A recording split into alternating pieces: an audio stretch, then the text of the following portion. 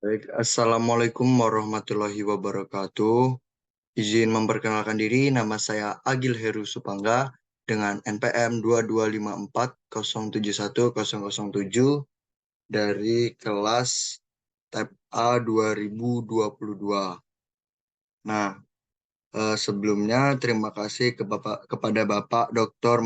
Mareli Talaumbanua, STP MSc, yang telah memberikan saya kesempatan untuk menyelesaikan tugas saya dengan membuat video yang saya mempresentasikan sebuah PPT, di mana PPT tersebut terbagi menjadi dua, eh, sistem kelistrikan pada sepeda motor dan sistem kelistrikan pada mobil. Nah, di sini saya akan mempresentasikan sistem kelistrikan pada sepeda motor yang mana ini adalah mata kuliah dari motor bakar dan traktor pertanian,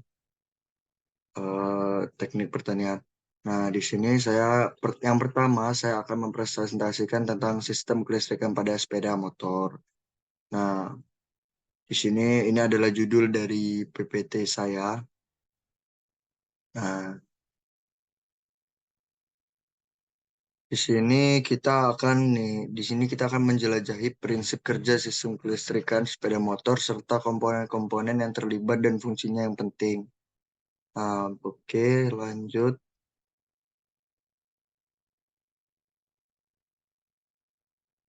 Di sini kita akan melihat sebentar. Di sini kita akan melihat prinsip kerja sistem kelistrikan. Nah, di sini kita akan melihat sistem kelistrikan pada sepeda motor mengandalkan pasokan daya dari aki untuk menghidupkan komponen penting seperti lampu, pengapian, dan alarm. Nah, alarm ini ya mungkin biasanya ada di motor-motor yang baru, seperti motor-motor Matic atau motor-motor apa yang menggunakan alarm. Nah, tepatnya arus listrik mengalir dari aki menuju komponen elektronik melalui kawat kelistrikan. Nah, di sini kita lihat yang pertama itu mengandalkan pasokan daya dari aki. Nah, tapi walaupun mengandalkan pasokan daya dari aki yang pertama, tetapi sistem kelistrikan tersebut akan terus merecharge atau terus meregenerasi listrik dari sepul atau generator. Nah, jadi di dalam motor bakar itu ada sebuah eh, generator yang dia bergerak melalui energi mekanik yang dihasilkan oleh motor bakar itu sendiri. Nah, jadi dari energi mekanik yang dihasilkan oleh motor bakar, dia juga akan menghasilkan energi listrik. Nah, di mana energi listrik tersebut akan terus merecharge aki yang akan terus menghidupkan komponen yang lainnya. Jadi, seperti itulah yang cara kerja yang pertama. Kita lanjut ke komponen-komponen kelistrikan. Nah, di sini kita akan melihat komponen-komponen kelistrikan.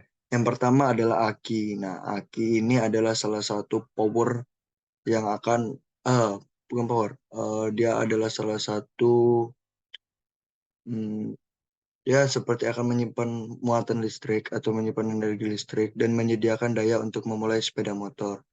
Jadi, aki ini adalah komponen yang akan menyimpan muatan listrik yang diciptakan oleh generator yang bergerak melalui energi mekanik tadi. Nah, disimpan akan dimasuk ke dalam aki. Aki ini hanya menyimpan muatan listrik bertegangan 12 volt. Nah, lanjut yang kedua adalah pengapian. Nah, memulai proses pembakaran bahan bakar di dalam mesin.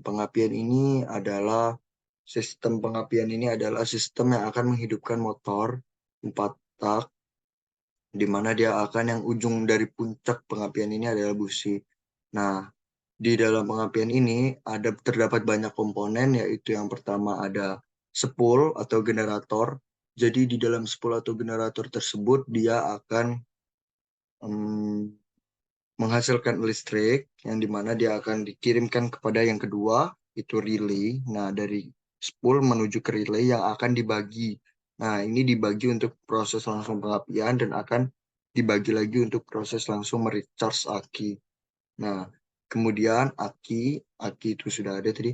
Nah, kemudian ada pulsar. Pulsar ini adalah komponen yang akan memberikan sinyal kepada CDI untuk kapan busi harus memantik. Nah, kemudian lanjut ada stop kontak.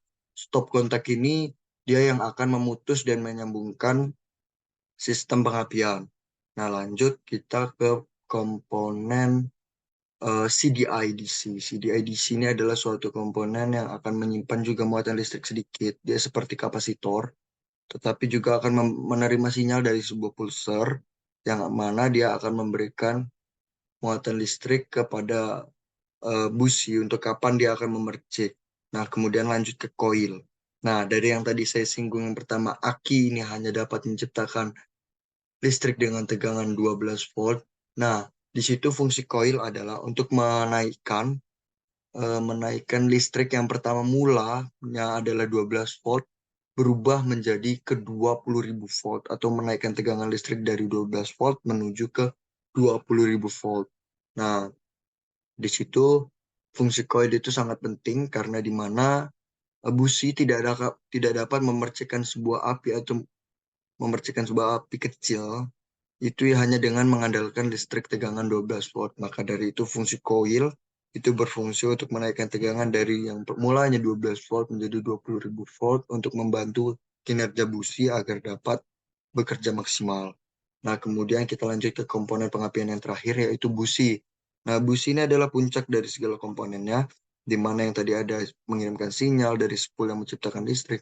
Nah, di situ busi ini menjadi ujung tombak di mana dia akan memercikan sebuah api, di mana ada di situ ada busi, di ujung busi itu ada muatan katoda dan anoda yang di mana dia akan memercikan itu sebenarnya bukan api melainkan listrik sebesar 20.000 volt, tegangan 20.000 volt yang akan dipercikan dan dia akan meledakkan bahan bakar dan udara yang dikompresi oleh mesin.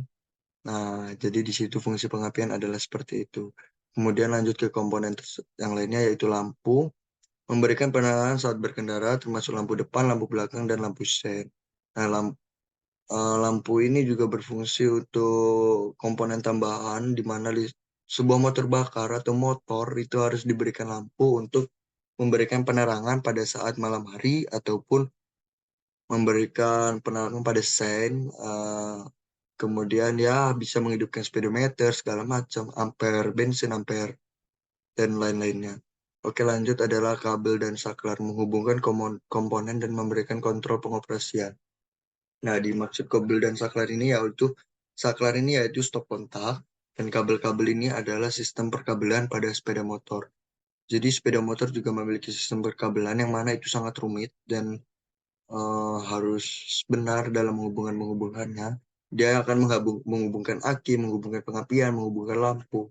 Nah, jadi saklar juga berfungsi untuk menghidupkan dan mematikan sepeda motor. Oke, lanjut ke yang selanjutnya. Fungsi dari masing-masing komponen kelistrikan. Nah, dari aki kita akan melihat fungsinya yaitu sebagai sumber utama daya listrik yang diperlukan untuk menghidupkan komponen kelistrikan.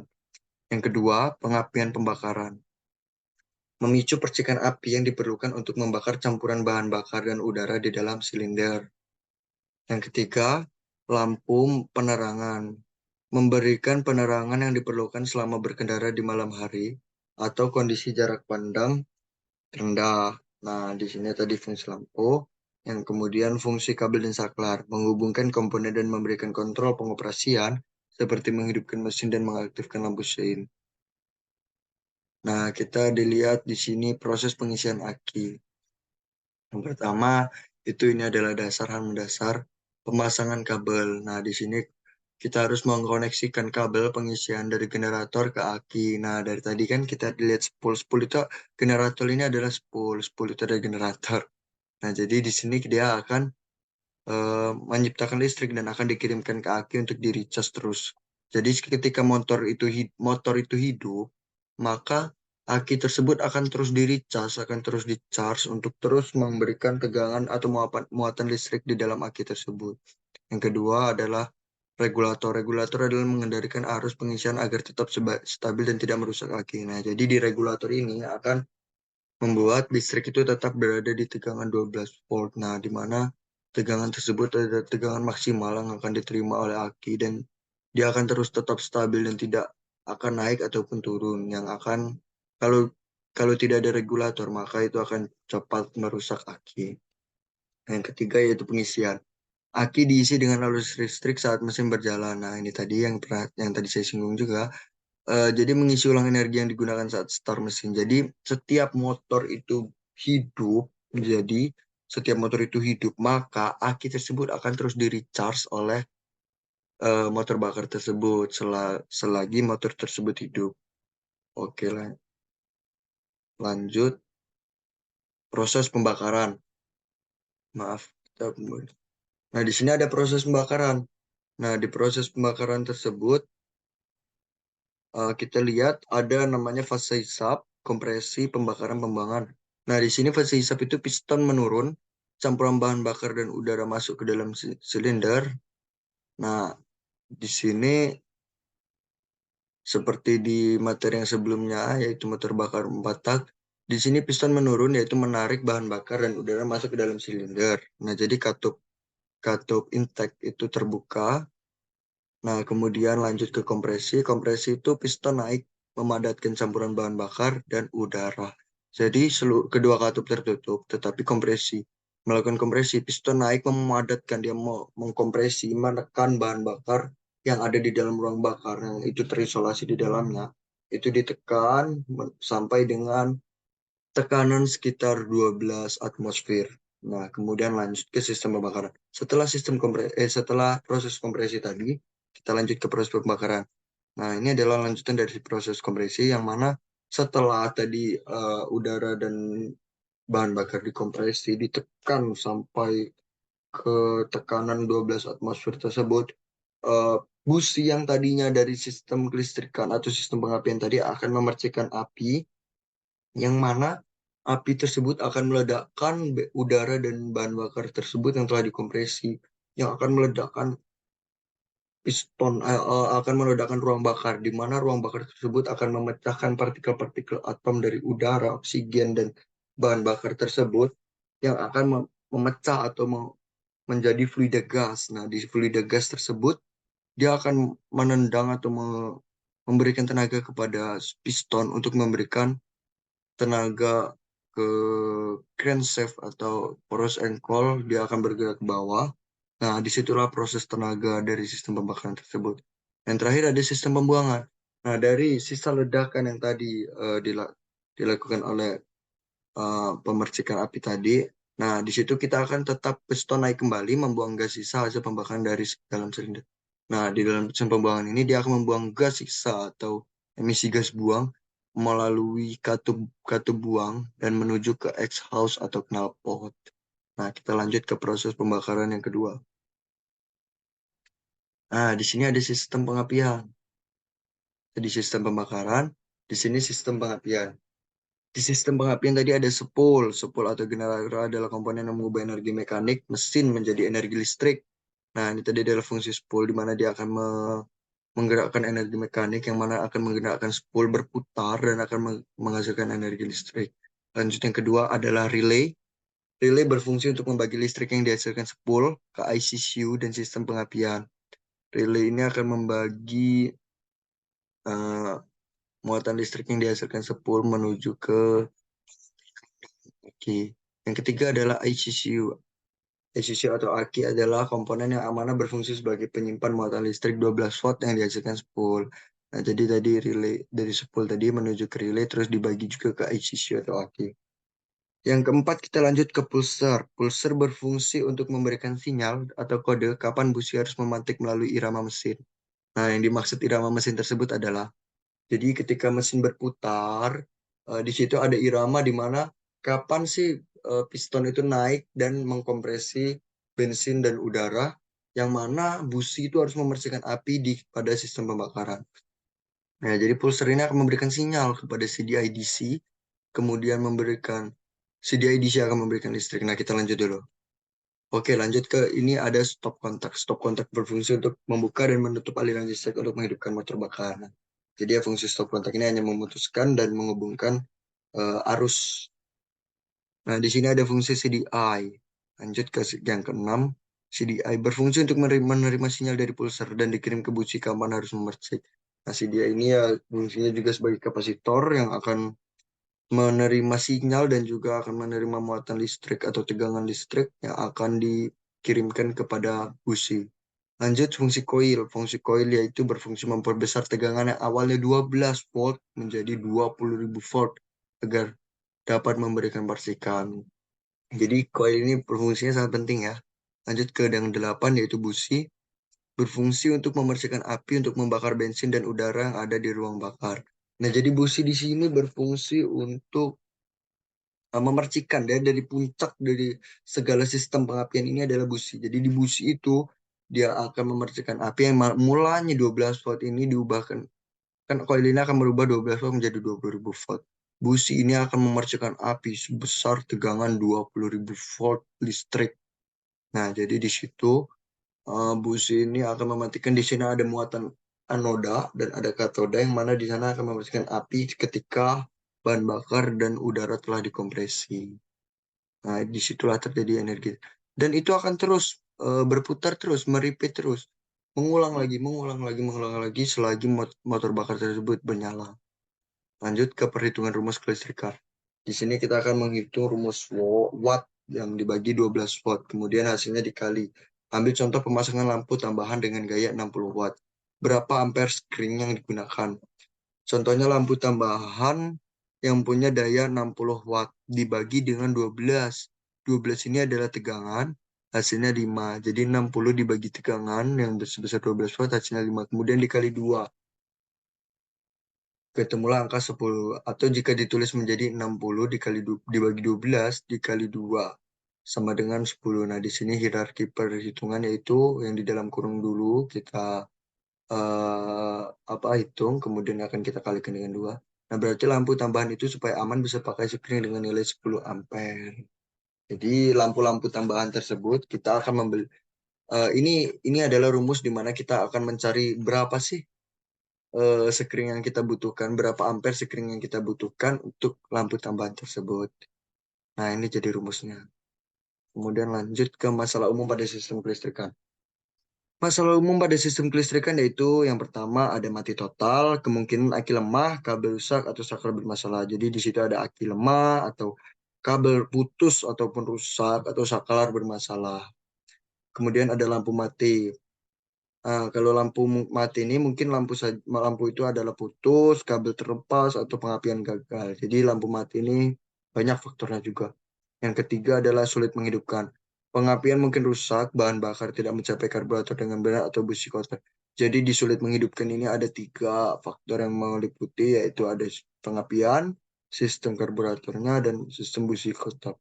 Jadi sistem karburator bisa kotor, busi bisa setengah mati, dan pengapian juga, CDI juga bisa setengah mati, atau koil atau kabel-kabel tersebut bisa terputus. Nah, itulah masalah umum yang dapat terjadi pada sistem kelistrikan. Kemudian lanjut tips perawatan sistem kelistrikan. Yang pertama, kita harus sering-sering mengecek dan membersihkan terminal aki secara teratur untuk memastikan konektivitas yang baik. Kedua, kita periksa kabel-kabel saklar dan songket untuk melihat apakah ada kerusakan atau keausan. Nah, di situ kita harus memeriksa terus kabel-kabel itu. Ini yang kedua. Yang ketiga, kita lanjutkan pastikan lampu dan sistem pengapian berfungsi dengan baik sebelum berkendara. Jadi kita harus cek and recheck sebelum kita berkendara. Yang ketiga, yang keempat, kita lanjut ke periksa busi secara teratur dan pastikan gap dan kebersihannya sesuai dengan rekomendasi pabrik. Jadi busi ini juga akan ada masa masa terbaiknya, tapi juga dia pasti akan rusak. Namanya juga ini buatan manusia, pasti akan mengalami kerusakan. Nah, kita lanjut ke, nah,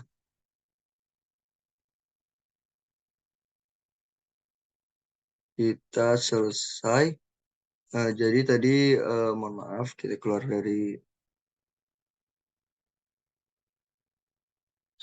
nah, jadi tadi itu adalah ya semua yang telah saya presentasikan melalui sistem kelistrikan pada sepeda motor.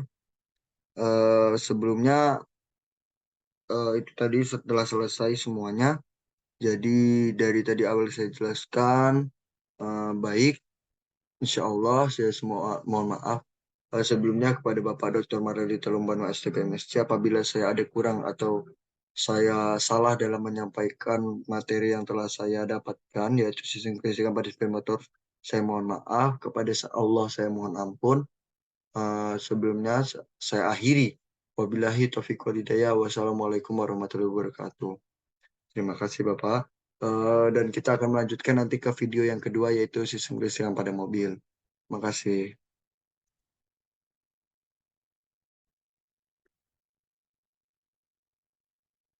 Baik. Assalamualaikum warahmatullahi wabarakatuh. Izin memperkenalkan diri, nama saya Agil Heru Supangga dengan NPM 2254071007 eh, dari Prodi Teknik Pertanian kelas A. Nah, di sini saya akan melanjutkan materi yang sebelumnya, yang dimana saya menjelaskan sistem kelistrikan pada motor. Di sini saya akan menjelaskan sistem kelistrikan pada mobil. Di sini saya akan menjelaskan, kita akan mempelajari dan memahami sistem kelistrikan pada mobil penting agar dapat mengidentifikasi dan memperbaiki masalah dengan tepat dan aman. Nah, di sini sebelumnya eh, terima kasih kepada Bapak Dr. Mareli Telaum Banua STP MSc yang telah memberikan saya kesempatan untuk melanjutkan video ini, yang dimana saya akan merealisasikan PPT yang telah saya buat. Nah, lanjut saja. Sebelumnya, mohon izin Bapak. Nah, yang pertama kita akan menjelaskan tentang komponen. Nah, di sini di mobil itu ada berbagai komponen. Yang pertama itu adalah komponen sistem kelistrikan, yaitu di sini ada alternator, ada baterai mobil, ada kotak skring. Nah, di sini juga ada sistem pengapian yang tetapi tidak saya cantumkan di sini. Eh, di sini ada alternator yaitu menghasilkan listrik untuk mengisi baterai mobil saat mesin menyala. Nah, di sini alternator ini sama halnya fungsinya seperti sepul atau generator pada motor. Ya, ini juga generator. Alternator ini adalah sebuah generator di mana dia akan digerakkan oleh fan belt. Nah, kalau kalian membuka kap mobil, sebelumnya kalau kita membuka kap mobil, maaf, membuka kap mobil itu di dalamnya ada sebuah mesin yang dimana di situ ada as yang as tersebut itu ada panbel yang terikat menuju ke alternator tersebut. Jadi fanbel tersebut bergerak dengan putaran mesin yang mana dia akan menggerakkan alternator tersebut, yang mana di alternator ini akan menghasilkan listrik. Nah, kemudian lanjut ke baterai mobil. Baterai mobil atau ICCU mobil ini, aki mobil ini, di sini ada dua jenis yaitu baterai basah dan baterai kering. Nah, di sini dia akan menyimpan energi listrik atau muatan listrik dan memberikan daya pada sistem kelistrikan saat mesin mati. Jadi di sini biasanya aki yang digunakan pada mobil ini tergolong besar dikarenakan mobil itu mempunyai biasanya mobil-mobil itu lebih dari satu silinder atau multi silinder yang mana jika hanya menggunakan aki kecil dia akan kuat untuk menggerakkan piston-piston tersebut atau menggerakkan mula atau menghidupkan mobil tersebut. Yang lanjut kita di sini ada kotak sekring. Nah, di sini adalah menjaga sistem kelistrikan dari kerusakan akibat beban listrik berlebihan atau arus pendek. Nah, yang seperti ada di motor tadi, sekring ini berfungsi untuk menahan tegangan yang terlalu tinggi dan juga tidak terlalu rendah. Nah, lanjut. Nah, fungsi tiap komponen. Yang pertama ada alternator, yaitu menghasilkan listrik dan mengisi baterai mobil. Yang kedua ada baterai mobil, menyimpan energi untuk memberikan daya pada komponen kelistrikan. Baterai mobil ini adalah aki atau ACCU ya.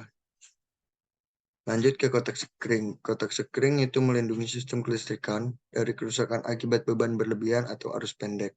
Di mana kotak sekring tersebut akan melindungi muat tegangan listrik, atau dia ini bisa disebut juga sebagai apa ya kalau dalam komponen listrik itu penghambat arus resistor. Nah, benar sih. Lanjut ke sistem pengisian dan starter. Nah, di sini kita akan melihat sistem pengisian. Yang benar apa yang kita singgung pertama tadi, alternator itu menghasilkan listrik. Nah, dari putaran poros mobil atau as mobil itu akan berputar dan menggerakkan alternator tersebut dan menghasilkan listrik. Nah, di mana listrik yang dihasilkan tersebut akan mengisi baterai atau ICCU dan memberikan daya pada sistem kelistrikan pada mobil.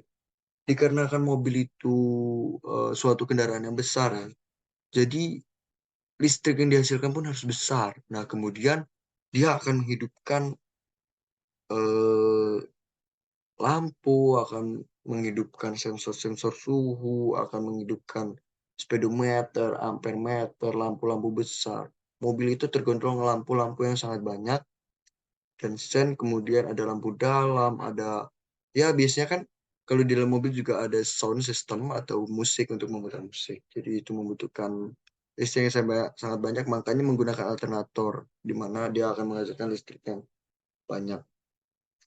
Kemudian di sini ada sistem starter. Solenoid dan motor starter menyediakan putaran awal untuk menghidupkan mesin dengan listrik dari baterai. Jadi sistem starter ini akan menghidupkan putaran awal mesin di mana sistem pengisian yang tadi eh, gimana ya? Maksudnya kan karena dikarenakan mesin mobil itu tergolong multisilinder, ya minimal paling kecil itu ada 3 silinder. Kalau sejauh ini untuk 2 silinder itu jarang atau tidak ada ya. Karena mobil-mobil sekarang itu isinya adalah 3 silinder, 4 silinder, 6 silinder, dan 8 silinder. Nah, untuk menggerakkan 3 silinder tersebut, ini sebuah sebuah hmm, penggerak awalnya itu membutuhkan sangat banyak daya listrik yang harus dibutuhkan untuk menggerakkan awal itu, yaitu yang bernama, saya lupa, mohon maaf. Lanjut dulu, kita lanjut ke sistem pengapian. Yang pertama ada sistem konvensional, memakai koil untuk mengubah tegangan baterai menjadi tegangan yang cukup kuat untuk membakar campuran udara dan bakar. Nah, kembali lagi, koil tersebut itu berfungsi untuk mengubah tegangan baterai menjadi tegangan. Biasanya tegangan di dalam aki itu tetap akan 12 volt, tetapi arusnya akan lebih tinggi. Nah, kemudian koil ini berfungsi untuk mengubah tegangan yang hanya 12 volt tersebut menjadi sekitar 20 sampai 30 ribu volt. Nah, lanjut ke sistem elektronik. Menggunakan komputer atau sensor untuk menentukan waktu penyalaan dan meningkatkan efisiensi bahan bakar. Nah, dikarenakan di dalam mobil atau tadi itu yang saya bilang tadi itu melebihi dari 1 silinder atau 3 silinder, maka sistem elektronik yang ada pada mobil atau yang akan memberikan kode kepada busi kapan dia harus mematik itu juga sangat rumit. Nah, kita lanjut ke sistem kontrol emisi. Memastikan bahwa gas buang mobil memenuhi standar emisi yang ditetapkan. Jadi, di sistem pengapian tersebut pasti dari setiap 1 kali pembakaran pada 1 head silinder itu pasti akan em, menghasilkan emisi gas buang. Nah, apalagi 3 silinder, dia akan memberikan emisi gas buang yang lebih banyak. Tetapi, nah di sini adalah fungsi sistem kontrol emisi. Jadi dia akan mengontrol bahwa gas buang mobil memenuhi standar emisi yang ditetapkan oleh pemerintah ataupun dunia. Lanjut ke sistem lampu dan klakson. Nah, di sini kita ada sistem lampu depan, sistem lampu rem, sistem klakson. Sistem-sistem ini akan sangat banyak dikarenakan mungkin mobil itu sangat besar. Beda dengan motor yang hanya ringkas. Di sini sistem lampu depan menyala saat mobil menyala dan membantu penglihatan di malam hari atau saat cuaca buruk. Nah, di sini adalah sistem lampu dan fungsi lampunya. Sistem lampu rem mengindikasikan kepada pengendara di belakang saat mobil berhenti atau melambat. Jadi ketika mobil melakukan pengereman atau pengendara melakukan pengereman, maka sistem lampu rem ini akan menghidup. Jadi biasanya dia akan hidup dengan warna merah. Jadi ketika kita memencet rem yang akan memberikan mobil itu akan break. Nah, jadi di situ mulai lampu akan hidup ketika kita memencet rem. Itu fungsinya untuk memberikan komunikasi kepada pengendara di belakang untuk berhati-hati bahwasanya kita sedang mengerem.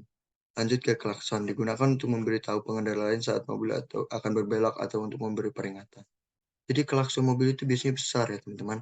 Beda dengan klakson motor yang hanya kecil. Nah, klakson mobil juga akan membutuhkan muatan listrik yang banyak. Oke, lanjut. Tapi mobil juga tidak hanya akan mengandalkan listrik ya. Jadi dia juga akan mengandalkan biasanya sistem angin. Ada juga.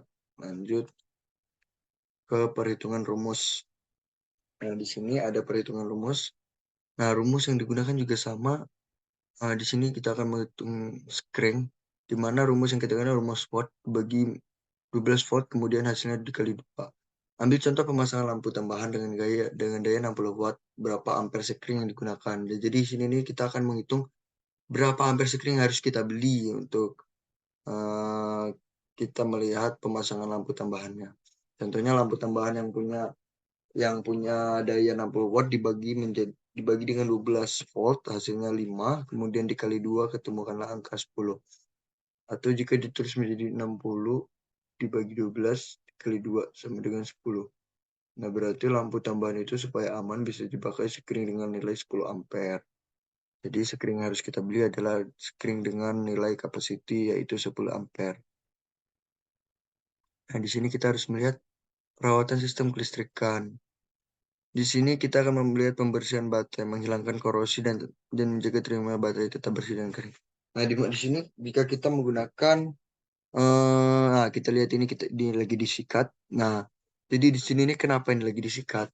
Dikarenakan jika ICCU atau aki tersebut dengan tipe basah, maka biasanya jika ada kebocoran pada air aki tersebut, maka dia akan mengkikis atau mengkorosi terminal baterai yang ada di sini nih. Nah, ini jadi dia lagi dibersihkan karena ini adalah terjadi korosi. Nah, kemudian lanjut di sini pengecekan skring. Memeriksa skring secara teratur untuk mengidentifikasi dan mengganti skring yang rusak. Jadi skring itu sangat berpengaruh ya teman-teman. Jadi di sini skring itu akan merusak apabila skring tersebut tidak dijaga dengan baik. Skring ini kan emang fungsinya sangat besar di mana dia akan memberikan kestabilan pada listrik yang kita gunakan. Yang digunakan mobil maksudnya. Oke, lanjut adalah pengisian baterai. Menggunakan pengisi baterai untuk menjaga baterai tetap terisi penuh dan siap digunakan. Nah, jadi di dalam mobil tersebut, selagi mobil tersebut menyala, maka aki ini akan terus di-recharge oleh alternator tadi sebesar 12 volt yang dimana tadi akan relay. Di dalam mobil ini pasti ada relay yang akan membagi tegangan tersebut. Oke, lanjut ke kesimpulan dan poin-poin penting. Nah, jadi kesimpulan yang kita dapatkan dari apa yang telah saya presentasikan adalah mempelajari sistem kelistrikan pada mobil penting untuk perawatan dan pemecahan masalah. Pastikan baterai terisi, sekring utuh, dan komponen berfungsi dengan baik. Konsultasikan ahli jika mengalami masalah yang kompleks. Nah, dari kita belajar kuliah motor bakar tersebut, di mana yang diharapkan kita dapat memahami bagaimana proses-proses dari segala macam motor bakar, dari dihidupkan, sistem kelistrikan, sistem motor bakar, sistem pembakaran pada motor bakar, sistem pendinginan, sistem pelumasan. Nah, di sini saya menjelaskan sistem kelistrikan, di mana kita harus memahami poin-poin tersebut agar suatu saat pasti kita akan menemukan masalah-masalah seperti ini pada kendaraan kita. Oke, itu tadi adalah PPT yang telah saya presentasikan. Mohon maaf apabila saya mempresentasikan PPT saya dengan kurang baik atau salah-salah kata. Kepada Bapak Dr. Marilita Lombanua, saya mohon maaf dan berterima kasih. Kepada Allah saya mohon maaf. Ampun. Sebelumnya terima kasih. Saya akhiri. Wabillahi taufik walhidayah. Wassalamualaikum warahmatullahi wabarakatuh. Selamat jumpa dan bertemu lagi di video selanjutnya.